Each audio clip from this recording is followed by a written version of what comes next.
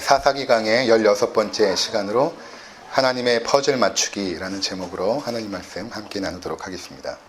우리가 이제 지금까지 쭉 살펴본 것을 통해서 깨닫게 되는 것은 하나님께서 일하시는 그 방식을 보면 항상 우리의 생각과 경험을 뛰어넘습니다. 그것은 우리라는 존재가 경험의 한계와 지식의 한계를 가지고 있죠.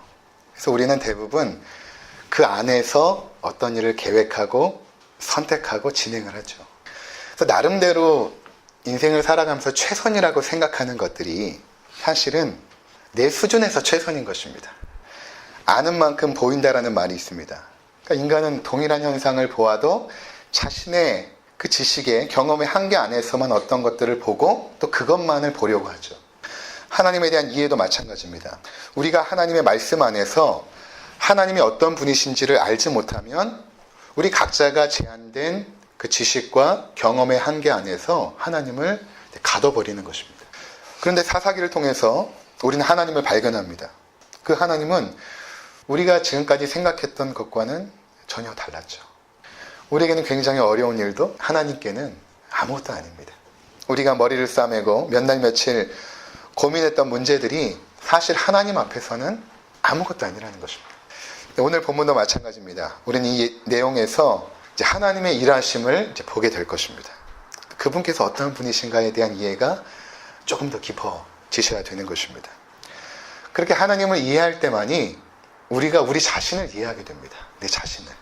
창조주 하나님에 대한 이해가 바르게 될 때만이 피조물인 우리 자신에 대한 이해도 바르게 될 수 있을 뿐만 아니라 우리 삶에 나타났던 그 삶의 현상들, 우리 삶의 과거, 또 현재, 앞으로 살아갈 삶의 모든 것들이 하나님 안에서 해석이 되어집니다.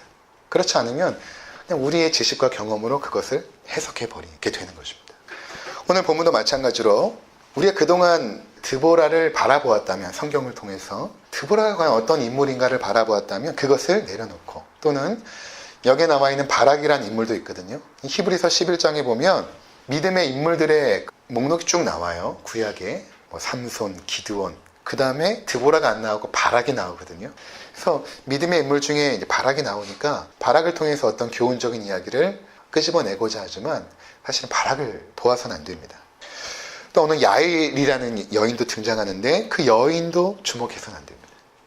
그 뒤에서 하나님께서 어떻게 움직이시는가를 여러분들이 발견할 수 있다면, 그러한 여러분들의 시각을 오늘 본문을 통해서 갖게 된다면 여러분의 자신을 움직이시는 그 하나님의 손길뿐만 아니라 여러분의 주변 사람을 통해서 역사하시는 그 하나님의 그 일하심의 손길을 깨닫게 되는 것입니다. 그래서 오늘은 먼저 그 세 인물을 분석을 할 것입니다.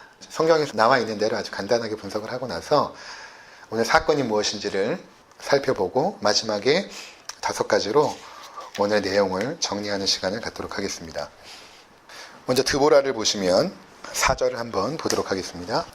그때에 라피도세 아내 여선지자 드보라가 이스라엘의 사사가 되었는데, 자, 지금 그 우리말 성경에는 이러한 그 뉘앙스가 잘 캐치가 되지 않는데 이 원문에 보면 이렇게 나와 있습니다. 라피도세 아내, 그리고 여성 선지자, 그리고 여성 드보라. 우리말에는 여성이라는 여성 드보라가 빠져 있죠.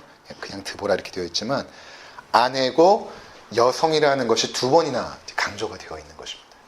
연약한 여인에 불과하다라는 것을 성경이 우리 가운데 보여주고 싶어 하는 것입니다. 드보라는 가정에서 남편의 보호와 가정을 돌봐야 되는 그런 평범하고 연약한 여성일 뿐이다 라는 것을 우리 가운데 말씀하고 있는 것입니다. 지난주에도 말씀드린 것처럼 남성 중심의 사회에서 여성이 나설 수밖에 없는 그 상황, 그만큼 남성들이 위축되고 두려움 가운데 빠져있는 그 시대를 우리 가운데 보여주고 있는 것입니다. 그러니까 드보라는 여전사가 아니죠. 여기서 사사로 세움을 받았는데 그의 역할을 잘 보면 여선지자고 또 사사입니다. 선지자라는 것은 하나님의 말씀을 받아서 이스라엘 백성에게 전하는 역할을 하는 것이었고, 또 그가 했던 역할을 보면 그 재판하는 일을 했거든요. 여전사로서의 모습보다는 선지자, 그리고 재판하는, 아마도 그에게 하나님께서 지혜와 바른 판단력과 분별력을 주신 것 같아요. 그래서 그것을 통해서 이스라엘 백성을 재판하는 그런 일을 했다는 것입니다. 다음으로 바락을 한번 보도록 하겠습니다. 6절에 한번 보시면 드보라가 사람을 보내어 아비노함의 아들 바락을 납달리 게데스에서 불러다가 그에게 이르되 이스라엘의 하나님 여호와께서 이같이 명령하지 아니하셨느냐 너는 납달리 자손과 그불론 자손 10,000명을 거느리고 다볼산으로 가라. 여기 이제 바락이 등장은 하는데 지금 드보라가 하나님 앞에서 말씀을 받은 것입니다. 어떤 말씀을 받았냐면 네가 이스라엘 백성 가운데 바락이라는 지도자를 세워라. 그리고 그에게 가서 전쟁을 해야 되는데 납달리와 스불론 자손 10,000명을 모아가지고 다볼산으로 가게 하라. 이런 명령을 드보라가 받고 이제 바락을 불러다가 전달을 합니다. 그렇게 하지 않았겠습니까? 바락 당신이 이 전쟁의 리더자로 하나님께서 지목하셨습니다. 하나님께서 명령하셨습니다. 7절을 한번 보시기 바랍니다. 4장 7절 내가 야빈의 군대 장관 시스라와 그의 병거들과 그의 무리를 기송강으로 이끌어 내게 이르게 하고 그를 내 손에 넘겨주리라 하셨느니라. 자, 지금 드보라가 이 이야기를 바락에게 전달을 하는 것입니다. 승리를 보장하시죠. 내 손에 넘겨주리라 하셨느니라.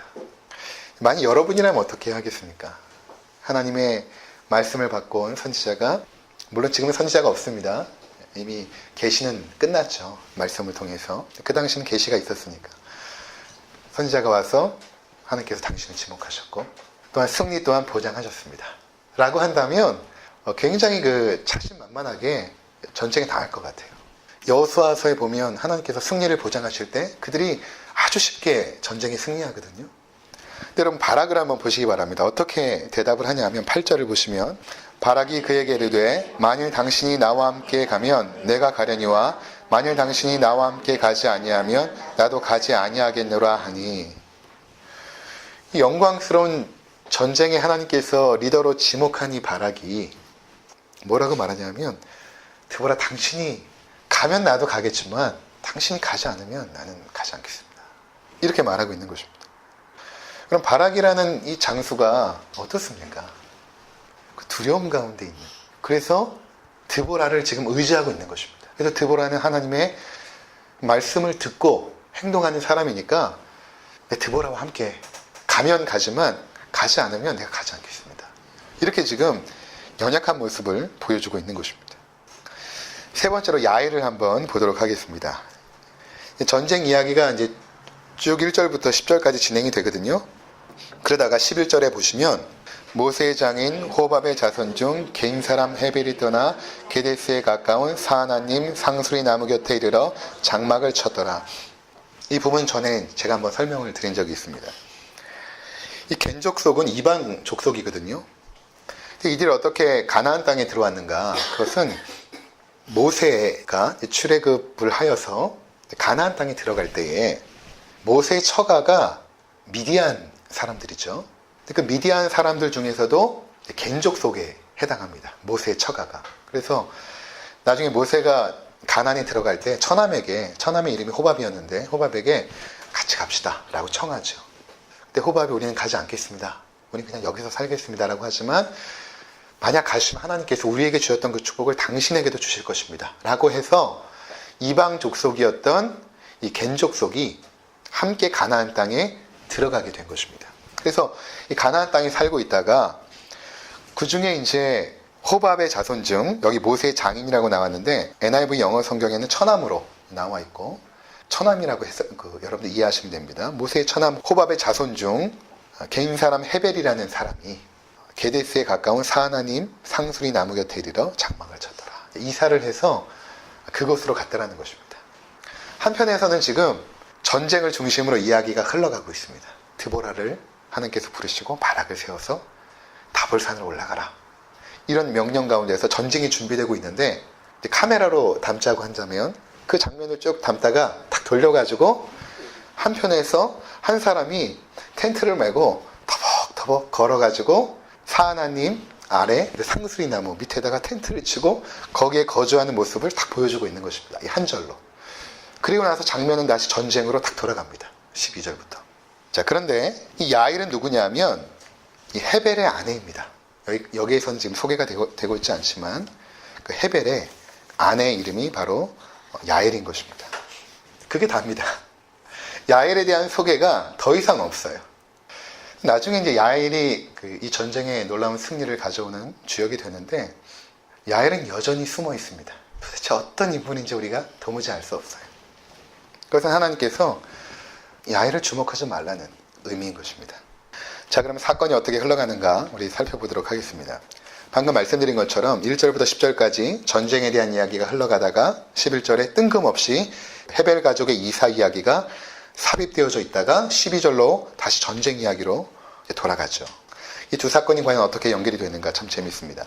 이제 바락이 드보라에게 전쟁에 함께 가자고 요청을 하죠. 그는 하나님보다 사람을 의지했던 것입니다. 그래서 드보라가 이렇게 말합니다. 9절에 한번 보시면 이르되 내가 반드시 너와 함께 가리라. 그러나 내가 이번에 가는 길에서는 영광을 얻지 못하리니 이는 여호와께서 시스라를 여인의 손에 파실 것임이라 하고 드보라가 일어나 바락과 함께 게데스로 가니라. 드보라가 바락의 그 대답을 들어보니까 굉장히 실망스러운 거예요. 하나님이 선택하신 리더라면 당당하게 전쟁에 나가야 되는데 자신을 의지하고 있는 모습에 실망한 것입니다. 그래서 이렇게 말합니다. 내가 이번에 가는 길에서는 네가 영광을 얻지 못할 것이다. 이 전쟁에서 영광이라는 것은 무엇인가 하면 승리도 영광이지만 적장을 죽이는 것을 말합니다. 네가 얻지 못할 것이다. 그리고 뭐라고 말하냐 하면 여인의 손에 파실 것입니다. 이렇게 말합니다. 하나님께서 전쟁의 영광을 여인의 손에 파실 것입니다. 당연히 우리가 여기까지 딱 읽어보면 그 여인을 누구라고 생각이 듭니까? 당연히 드보라라고 생각이 되죠. 아직 야일은 나오지도 않았으니까. 아마 드보라도 이 말을 할 때 자기를 생각했을 수도 있어요. 하나님께서 나에게 영광을 주시겠다라고 생각했을 수도 있습니다. 그리고 전쟁이 시작이 됩니다. 12절부터 아비노함의 아들 바락이 다볼산에 오른 것을 사람들이 시스라에게 알림해 시스라가 모든 병거 곧 철병거 900대와 자기와 함께 있는 모든 백성을 하로셋 학고임에서부터 기송강으로 모은지라. 드보라가 바락에게 이르되 일어나라. 이는 여호와께서 시스라를 내 손에 넘겨주신 날이라. 여호와께서 너의 앞서 나가시지 아니하느냐 하는지라. 이에 바락이 10,000명을 거느리고 다볼산에서 내려가니 여호와께서 바락 앞에서 시스라와 그의 모든 병거와 그의 온 군대를 칼날로 혼란에 빠지게 하심에 시스라가 병거에서 내려 걸어서 도망한지라. 바락이 그의 병거들과 군대를 추격하여 하로셋 학고임에 이르니 시스라의 온 군대가 다 칼에 엎드려졌고 한 사람도 남은 자가 없더라. 자, 이스라엘 군대는 10,000명이 다볼산에 있었죠. 그리고 이 기송강에는 철병거 900대가 있는 것입니다. 어떻게 10,000명의 군사가 철병거 900대를 이길 수 있을까? 지금 이겼거든요. 그럼 도대체 어떻게 된 일인가 궁금하지 않습니까? 이 기송강이라는 지역은 우리가 잘 알다시피 이 팔레스타인 지역은 우기와 건기가 뚜렷이 나눠져 있습니다. 그래서 이 기송강은 건기 때는 그냥 딱딱한 땅이에요. 그리고 평지입니다. 그러니까 이스라엘 같은 그 산악 지형에서는 철병거가 평지에서만 운영이 되는데 이 기송강이 평지였기 때문에 이 무기를 운용하기가 굉장히 유용했던 것입니다. 그래서 기송강에 탁 진을 친 것입니다. 900대가. 전쟁이 딱 시작이 되는데 어떤 일이 생겼냐 하면 건기인데 게릴라성 폭우가 갑자기 내리기 시작한 것입니다.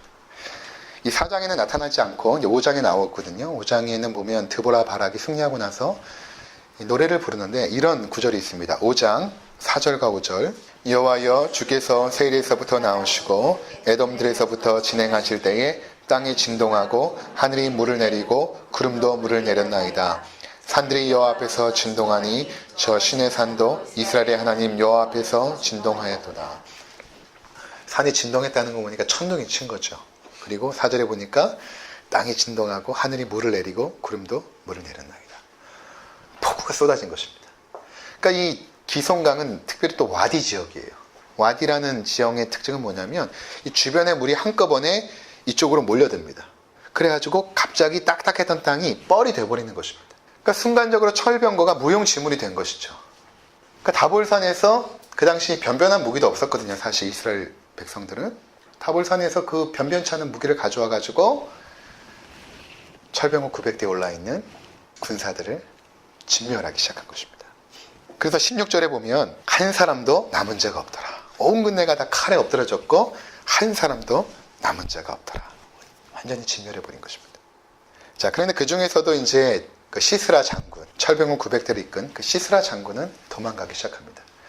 전쟁을 잘 보면 적장을 병사들이 보호하는 것이 굉장히 중요한 역할 아닙니까? 어떻게든 적장을 보호하려 합니다. 적장을 보호하려다가 다 죽고 나서 시스라는 어떻게 도망을 한 거예요. 철병가에서 내려서 도망가기 시작합니다. 그래서 피신할 곳을 찾다가 그가 어디로 들어가게 되냐면 17절에 한번 보시면 시스라가 걸어서 도망하여 개인 사람 헤벨의 아내 야엘의 장막에 이르니 이는 하솔왕 야빈과 개인 사람 헤벨의 집 사이에는 화평이 있음이라. 시스라가 개인 사람 헤벨의 아내 야엘의 집에 들어갔다. 우리 아까 개인 사람 누군지 알죠? 이사했던 이야기 등장했지 않습니까? 근데 여기서는 뭐라고 말하냐면 개인 사람 헤벨이라고 말하지 않고 헤벨의 아내 야엘의 집에 들어갔다 이렇게 말합니다. 그러니까 헤벨은 중요한 게 아니에요. 야엘이 지금 중요한 것입니다. 이 집에 왜 갔냐면 이 집과 자기네 민족이 동맹관계에 있었던 것입니다. 그러니까 겐족속이 처음에는 이스라엘 민족과 동맹관계에 있었고 하나님의 축복을 받았지만 이들도 이스라엘 민족들처럼 오히려 더 빠르게 이 가나안의 문화에 급속도로 흡수되어진 것입니다. 그러면서 가나안 왕 하솔과 동맹을 맺은 것이죠. 화평이 있던 것입니다. 그러니까 시스라 장군이 이 집으로 도망한 것입니다. 비를 많이 맞고 그 죽음의 위협 가운데 막 들여오지 않았겠습니까? 그러니까 야엘이 나가서 그를 편안하게 영접을 합니다. 18절을 한번 보면 야엘이 나가 시스라를 영접하며 그에게 말하되 나의 주여 들어오소서 내게로 들어오시고 두려워하지 마소서 하매 그가 그 장막에 들어가니 야엘이 이불로 그를 덮으니라. 그를 따뜻하게 맞아들이고 추우니까 이불로 덮어가지고 체온을 보온하게 합니다. 이 시스라가 어느 정도 안정이 되니까 야엘에게 물을 좀 달라고 청합니다. 근데 야엘이 어떻게 하냐면 물을 갖다 주지 않고 우유 부대를 열어서 우유를 가져다 줍니다. 성경에는 우유라고 말하고 있지만 엉킨 젖이거든요. 그러니까 요거트 같은 거 이제 생각하시면 됩니다. 이쪽 중동 사람들이 요거트의 종류가 굉장히 많아요. 그걸 잘 먹는데 아마 그 중에 한 가지 요거트를 떠가지고 시스라에게 전해준 것입니다. 잘 보면 따뜻하게 맞이해서 보호해주고 쉼을 주고 그리고 젖을 주는, 염소의 젖을 주는, 마치 보면 어머니의 역할을 하는 것 같은 그런 느낌을 받게 됩니다. 일부러 사사기 저자가 그렇게 기록한 것입니다. 왜냐하면 뭐 다음 시간이나 다다음 시간에 살펴보겠지만 5장에 가면 이 내용을 이렇게 시처럼 노래도 될 수 있고 시로 표현될 수도 있는데 그렇게 다 기록을 하는데 되게 인상 깊습니다. 이 장면을 어떻게 처리했냐면 시스라의 그 어머니가 창문을 통해서 시스라를 기다려요. 왜 이렇게 안 오는가 집에. 노량물을 얻어서 갖고 오는가. 그러면서 자기 아들을 기다립니다. 그런데 지금 시스라는 뭘 하고 있습니까? 야엘의 집에 가서 마치 어머니의 품 같은 따뜻함을 지금 느끼고 있는 것입니다. 그렇게 편안하게 있습니다. 그러니까 이 시스라가 잠든 것입니다. 마치 엄마의 품에서 잠든 것처럼 잠이 들어버린 것입니다. 근데 갑자기 이 장면이 호러물로 바뀝니다. 우리가 3장은 유머라고 하지 않았습니까? 4장은 모르겠어요. 보는 분마다 틀리지만 끔찍한 장면이 나옵니다. 21절 보시면 그가 깊이 잠드니 헤벨의 아내 야엘이 장막 말뚝을 가지고 손에 방망이를 들고 그에게로 가만히 가서 말뚝을 그의 관자놀이에 박음에 말뚝이 꿰뚫고 땅에 박히니 그가 기절하여 죽으니라. 이 관자놀이는 여기거든요. 여기다가 그 텐트 팩을 빼가지고 이제 방망이 해머를 가지고 그가 이렇게 잠들었었던 것 같아요. 옆으로 이렇게 누워있는데 이렇게 치긴 어려우니까 이렇게 누워있는데 생각만 해도 끔찍한데 기분 잠이 할 수 있겠어요? 그냥 평범한 그냥 여성이에요. 성경에 아무 상관이 없어요. 그냥 나중에 5장에 보면 끔찍하게 죽습니다. 굽부러지고 엎드려지고 굽부러지고 엎드려지면서 야엘의 발 앞에 탁 죽어버리거든요. 그리고 시스라의 어머니는 창밖을 보면서 내 아들이 왜 안 오는 거 이렇게 하고 있고 다시 장면은 바락으로 갑니다. 바락이 시스라를 찾고 있는 거죠. 이 전쟁의 영광을 자기가 얻어야 되니까 어떻게든 시스라 장군을 죽여야 되니까 그러다가 결국에 찾아오게 된 것이 야엘의 집입니다. 야알이 나가서 시스라를 만납니다. 당신이 찾는 그 사람을 내가 보여주겠습니다. 바락이 무엇을 생각했을까요? 아마 이 집안 어딘가에 숨어 있겠구나. 시스라 장군이 두려움 가운데 숨어 있겠구나 라고 생각했을 것입니다. 그런데 거기 들어가서 본 장면은 그가 이미 죽어있는 그 모습을 보게 된 것입니다. 그러면서 바락은 깨달았을 것입니다. 결국 이 전쟁의 영광은 야엘이 가져가는구나. 드보라가 말했던 여인의 손에 파신다는 것이 바로 이것을 의미했구나 라고 깨닫게 된 것입니다. 근데 야엘이라는 인물이 참 여전히 수수께끼예요. 어떠한 왜 죽였는지에 대한 동기도 없고 목적도 없고 어떤 캐릭터의 인물인지도 나와 있지 않고, 그러면서 성경은 결론적으로 이렇게 말합니다. 23절, 이와 같이 이날에 하나님이 가나안 왕 야빈을 이스라엘 자손 앞에서 굴복하게 하신지라. 그 두려움의 상징이었던 철병거 900대로 무장한 가나안 왕 야빈, 그리고 그의 군대 장관 시스라, 그들이 이렇게 진멸되었다라는 것입니다. 여기서 중요한 단어는 이와 같이라는 것입니다. 하나님께서 이와 같이 하셨다. 이와 같이. 그러니까 이 이와 같이라는 것은 하나님이 우리를 인도하는 방식도 또는 우리를 구원하는 방식도 이와 같다라는 것이거든요. 하나님은 이와 같이 일하신다라는 것입니다.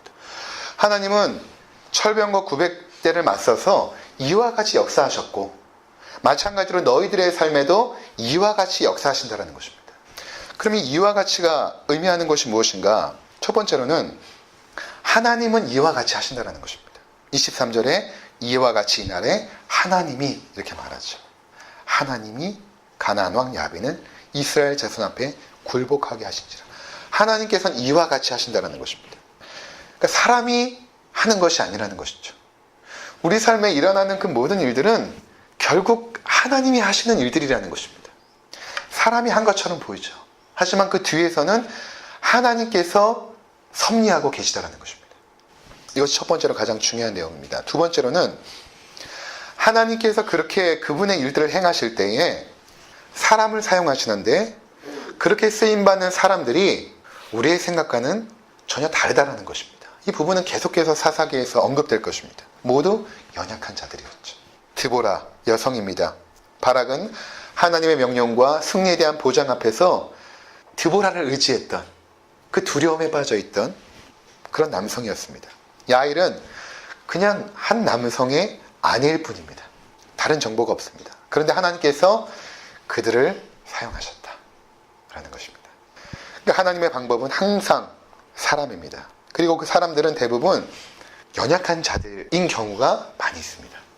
왜 하나님께서 문벌도 좋고 실력도 출중하고 능력도 있고 부유하고 어떤 일에 전혀 손색이 없는 사람들을 사용하지 않을까? 왜 때로는 가난하고 때로는 병들어 있고 또 때로는 배경도 좋지 않고 학벌도 좋지 않은 사람들을 통해서 어떠한 일들을 진행해 나가신다는 것입니다. 전에도 한번 본 적이 있지만 고린도전서 1장 26절 함께 보고 돌아오도록 하겠습니다.